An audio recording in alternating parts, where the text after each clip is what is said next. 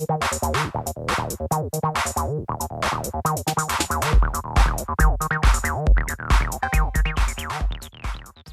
this is Ron Doyle with DoubleClicks. I'm using Microsoft Office 2010 and Windows Vista, and today we're going to take a look at how to maximize your screen real estate in Microsoft Word. Many people think the ribbon at the top of the screen takes up way too much room, and I tend to agree.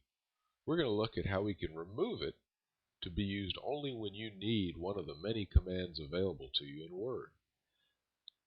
First of all, if you notice, your screen may not look exactly like mine in Word.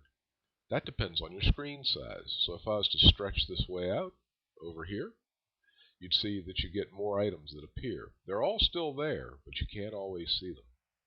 If I shrink it back up, we lose some of our styles and things, paragraphs, fonts, but you can click them and find them here. We're going to go stretch that screen back out so you can see more of them. Maybe look more like your screens. The really simple way to take care of all of this space up here and give you more space to type is to simply go up to any one of the tabs and double click it. I'll just double click right here on Home. Watch what happens.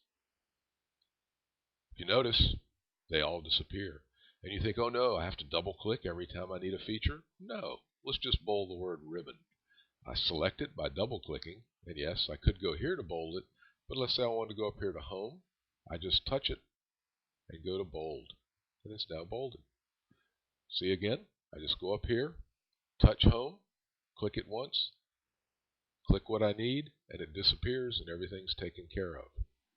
Thanks a lot. I hope these tips will help you out as you work through Microsoft Office.